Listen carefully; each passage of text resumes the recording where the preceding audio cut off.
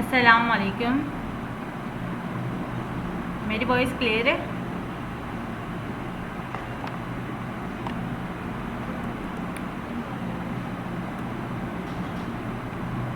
मेरी voice clear है तो बता दें ताकि मैं कंटिन्यू करूं लेक्चर।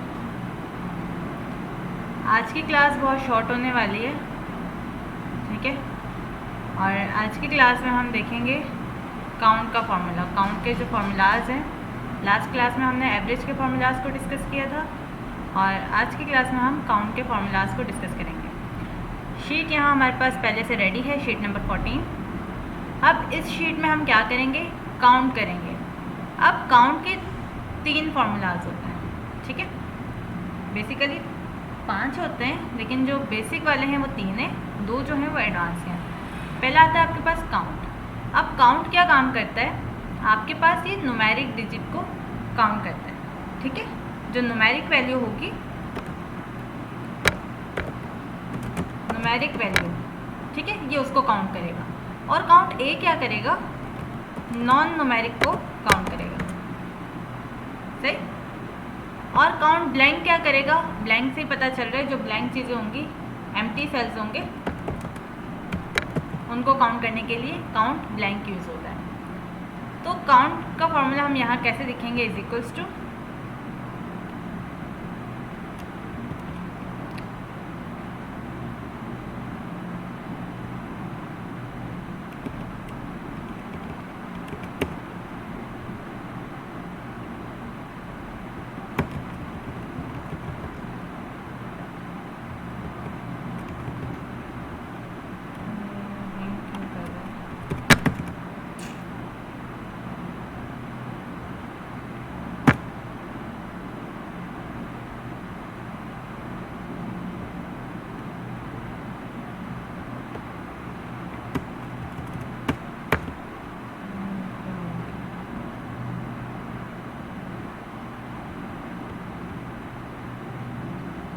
शीट आपके पास लेगो के आ रही है।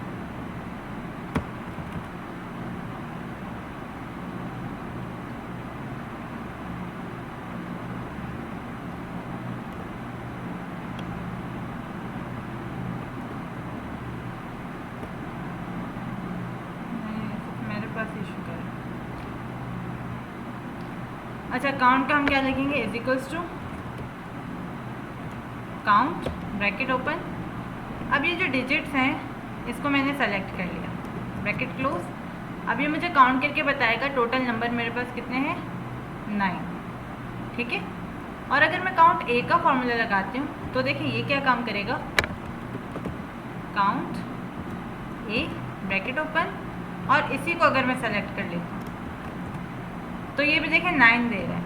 लेकिन अगर मैं यहाँ 108 की जगह ए लिख देती हूँ तो फ़र्क आया। अब देखें काउंट ए ने क्या किया, मुझे अब भी जो रिजल्ट दिए वो कितना दिए, 9, जबकि काउंट ने क्या किया, 8 कर दिया, क्योंकि वो नॉन न्यूमेरिक को काउंट नहीं करता, ठीक है। क्लियर हुआ, काउंट और काउंट ए में फ़र्क आपको पता चला। काउंट क्या करता है, आपके पास सिर्फ डिजिट वाले जो नंबर होते हैं, न्यूमेरिक वैल्यूज़ होती हैं, सिर्फ उसी को काउंट करता है।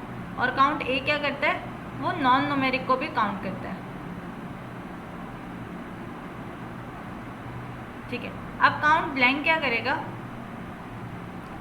Is equals to count blank bracket open.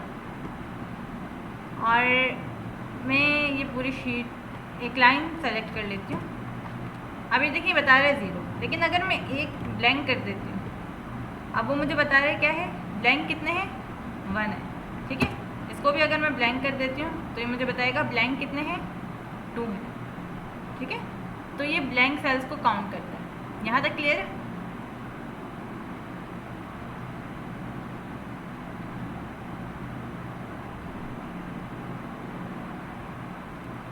Count blank और काउंट ए क्लियर है, ओके। अब उसके बाद आ जाते हैं काउंट इफ। काउंट इफ हमने यूज़ किया हुआ है। अब वो कहाँ यूज़ किया था, हमने अटेंडेंस शीट बनाई थी,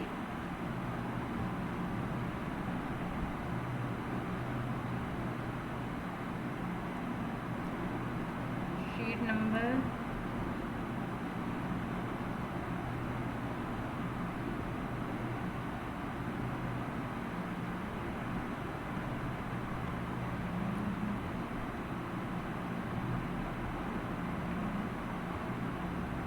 अटेंडेंस शीट की शीट नंबर याद है कि कौन सी थी?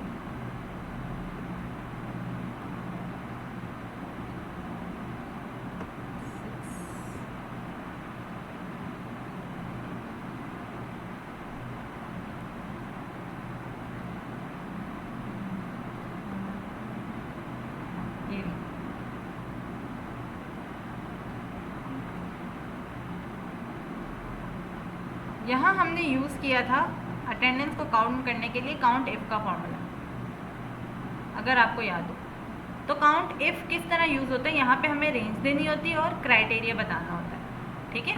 तो ये हम पहले कर चुके हैं, तो सिर्फ इसका रिव्यू ले लेंगे। Is equals to count if, bracket open, हमने रेंज सेलेक्ट की, उसके बाद कोमा, और जो चीज़ हमें काउंट करनी है ना, वो कंडीशन, वो क्राइटेरिया हम बता देंगे, ठीक है। अगर पी काउंट करना था तो हम पी लिख देते हैं, अगर ए काउंट करना होगा तो हम ए लिख देंगे। इसी तरीके से आप कोई और शीट बनाते हो तो सिंपल उसमें भी आप क्या करोगे, काउंट इफ की कंडीशन दोगे,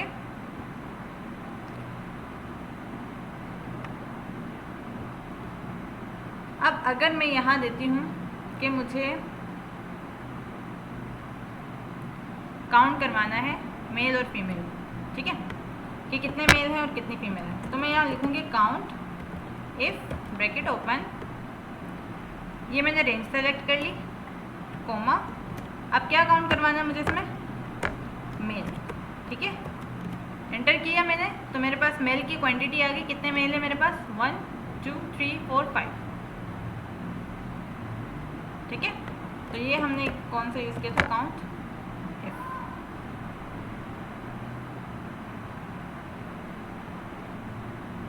काउंट इफ क्लियर हुआ?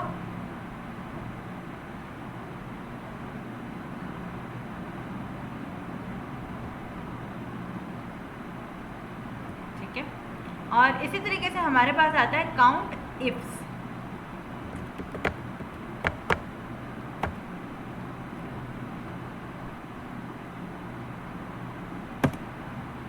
अब काउंट इफ्स में क्या होगा, आपके पास जैसे एवरेज इफ्स था ना, उसमें 2 कंडीशंस लग रही थी, तो इसी तरीके से काउंट इफ में भी हमारे पास 2 कंडीशंस लगती हैं।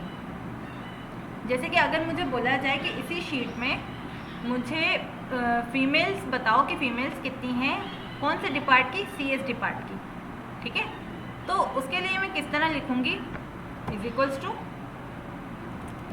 काउंट इफ्स, और उस सबसे पहले मैं क्या करूँगी, जेंडर को सेलेक्ट कर लूँगी, कोमा, काउंट क्या करवाना है मुझे, फीमेल, ठीक है, और उसके साथ साथ और क्या चाहिए मुझे, डिपार्टमेंट, डिपार्टमेंट कौन सा, CS, ठीक है। ब्रैकेट क्लोज की मैंने, एंटर किया तो इसने मुझे बता दिया CS डिपार्ट की कितनी फीमेल्स हैं, 3 हैं। और अगर हम वैसे ही चेक करें, एक एरी CS की, एक एरी, एक 2 और एक एरी 3, तो काउंट इफ्स क्या कर रहे हैं, हमारे पास 2 कंडीशंस हम इसे दे रहे हैं, और वो 2 कंडीशंस के बिहाफ में हमें आउटपुट दे रहे हैं, ठीक है, वो रिजल्ट हमें 2 कंडीशंस पे दे रहे हैं। एक ये शीट हो गई, और काउंट इफ्स के लिए हम एक और शीट देख लेते हैं। यहाँ मैंने एक और शीट बनाई, शीट 15, डिलीवरी रिपोर्ट। अब डिलीवरी रिपोर्ट में क्या होगा, मेरे पास एक रिपोर्ट तैयार मैंने की है, जिसमें क्या है, प्रोडक्ट्स हैं और उनकी डिलीवरी डेट लिखूँगी। अब यहाँ आपको एक और फॉर्मूला नया सीखने को मिलेगा कि हम आज की डेट को फॉर्मूला के थ्रू किस तरह लिखते हैं। तो is equals to today, bracket open close, और एंटर करूँगी तो आज की डेट आ जाएगी, ठीक है। क्या करना है आपने, आज की डेट अगर आपने लिखनी है तो आपने क्या करना है, is equals to today, bracket open close करोगे तो आज की डेट आ जाएगी आपके पास, ठीक है। आज ये जो डिलीवरी है ये आज की डेट में हुई है, और यहाँ पे मैं कहती हूँ भाई ये भी आज की डेट में हुई है, सही। और यहाँ जो है ये किसी और डेट को हुई थी, तो यहाँ मैं लिख देती हूँ 2/22, सही। और ये हुई थी 2/16/2022, और ये भी जो है ये आज के दिन में,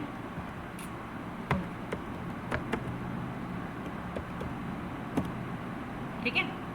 अब मुझे यहाँ रिज़ल्ट मालूम करना है। अब जाहिर सी बात है मैं बार बार चेक थोड़ी करूँगी, काउंट थोड़ी करूँगी कि आज की डेट किधर है और इतनी डिलीवरी आज की है और आज से पहले जो पिछले दिनों की डिलीवरीज हैं वो मैंने कब की थी, कितनी हुई थी। ठीक है, तो यहाँ हम जो है वो काउंट इफ्स का फार्मूला यूज़ करते हैं।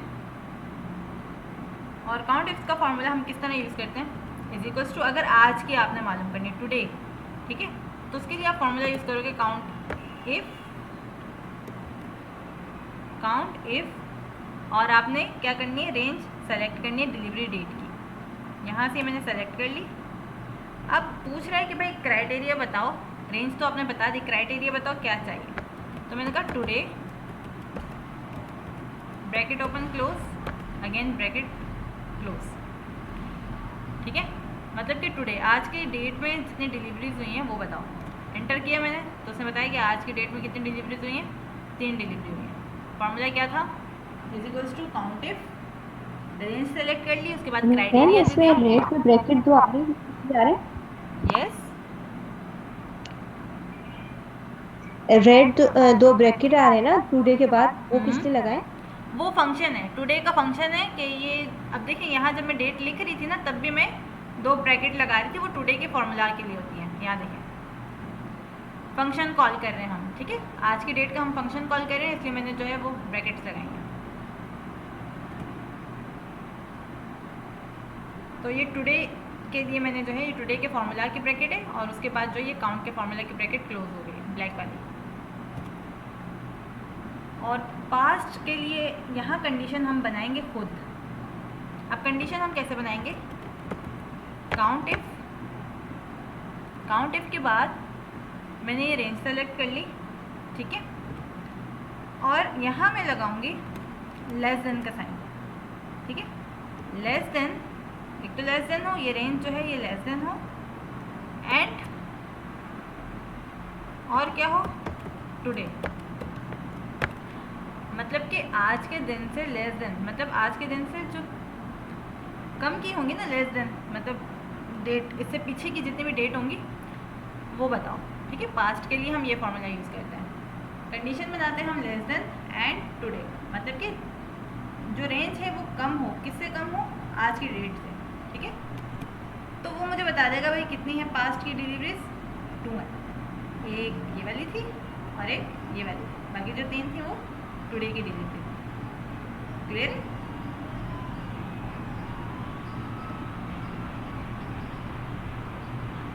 यहाँ तक क्लियर है?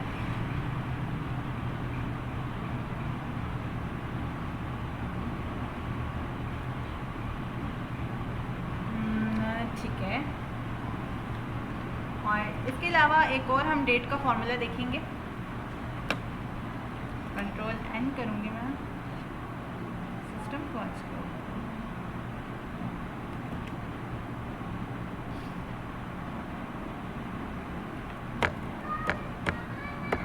शीट 16 और यहाँ हम बनाएंगे डेट फॉर्मूला।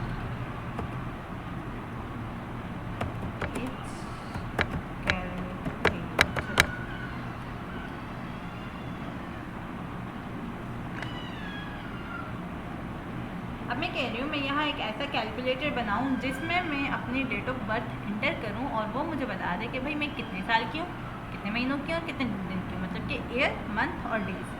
ठीक है, तो हम इसमें डेटेड इफ का फॉर्मूला यूज़ करते हैं। अब फॉर्मूला हम कैसे यूज़ करेंगे आइए देखते हैं। सबसे पहले मैंने यहाँ बॉक्स बनाया डेट ऑफ बर्थ का, कि यहाँ क्या होगा, मैं अपनी डेट ऑफ बर्थ एंटर करूँगी। ठीक है, और यहाँ जो है वो मुझे बताएगा कितने ईयर है, यहाँ मुझे बताएगा कितने मंथ्स हैं, और यहाँ मुझे ये बताएगा कैलकुलेटर कि कितने डेज हैं। ठीक है, तो इस शीट को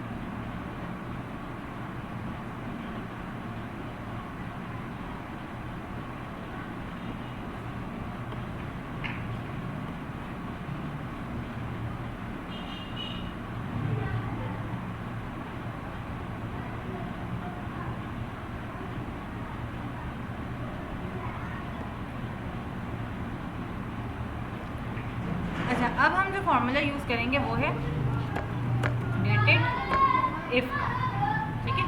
डेटेड इफ डेट मालूम करो कब की, अगर तो ये जो डेट ऑफ बर्थ मैं यहाँ लिखूँगी ना, कॉमा, फॉर्मूला याद रखना है आपने, टुडे, और यहाँ हमें मालूम क्या होगा, ईयर्स, ठीक है, कि कितने साल हैं। आज की डेट के मुताबिक कितने ईयर्स हो गए हैं, इस सेल में जो डेट लिखी हुई है उसके आज के दिन के मुताबिक कितने ईयर्स हो गए हैं वो बताएगा ये मुझे, ठीक है। तो अभी तो मैंने कुछ लिखा नहीं है, बाय डिफ़ॉल्ट वो आज की डेट कंसीडर कर रहा है, ठीक है, क्योंकि एक्सेल में पहले से डेट डिफाइंड होती है। तो वो, अब मैंने यहाँ कुछ लिखा नहीं है तो वो बाय डिफ़ॉल्ट आज की डेट के मुताबिक आपको वैल्यू देगा। और यहाँ मैंने बोला कि मुझे मंथ्स मालूम करने, तो यहाँ सेम फॉर्मूला लगेगा, dated if bracket open date of birth, comma, today, comma, और मंथ के लिए हम क्या लगाते हैं, MD, ठीक है। MD लगाते हैं या YM लगाते हैं, YM होगा, क्योंकि ईयर के बाद मंथ आता है ना, तो YM होगा, ठीक है। और यहाँ जो है dated if date of birth, comma, today, comma, अब आएगा मंथ और डे, ठीक है। अब मैं यहाँ बाय डिफ़ॉल्ट आज की डेट के मुताबिक जो है वो 122 साल की हूँ, लेकिन अगर यहाँ मैं अपनी डेट ऑफ बर्थ देती हूँ, ये पहले क्या कंसीडर करता है, मंथ, तो मैंने दे दिया मंथ 9, डेट 5, 2000, ठीक है। तो उसके हिसाब से मुझे बताया, मैंने 5 सितंबर दिए ना, 5 सितंबर 2000, तो बताया भाई आपकी जो एज है वो है 21 ईयर्स 5 मंथ्स एंड 20 डेज, ठीक है। अब यहाँ आप अपनी डेट ऑफ बर्थ एंटर करोगे तो वो आपकी भी जो है वो बता देगा आपके ईयर्स कितने हैं, मंथ्स कितने हैं और डेज कितने हैं। तो इस तरीके से हम एक्सेल में डेट का फॉर्मूला यूज़ करते हुए एज कैलकुलेटर बना सकते हैं। ये क्लियर है?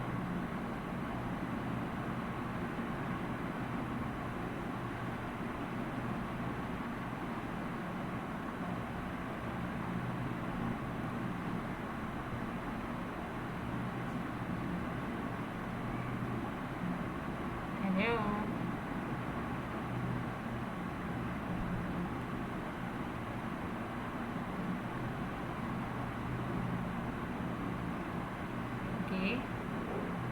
अच्छा, यहाँ देखें, जब हम ईयर्स निकालते हैं ना तो हम डेट ऑफ बर्थ वाला सेल सेलेक्ट करके टुडे देना है और उसके बाद ईयर के लिए सिर्फ वाई लिखते हैं, ठीक है।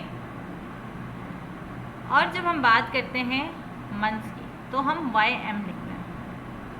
जब हम बात करते हैं डेज़ की तो हम MD लिखते हैं, ठीक है। मंथ, डेज, ईयर के बाद YM, ईयर मंथ, फिर डेज में आ जाएगा MD, मंथ एंड डेज, ठीक है। बाकी सब जो है वो सेम रहेगा, चेंजिंग सिर्फ यहाँ हो गया आपके पास।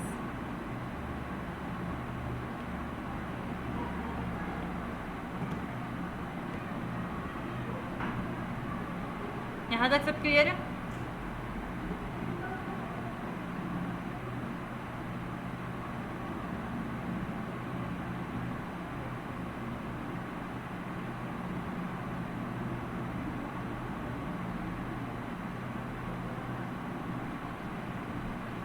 ओके, इसको मैंने सेव कर लिया। अच्छा, और जो मैंने प्रैक्टिस के लिए आप लोगों को शीट्स कहीं थी आपने बनाई?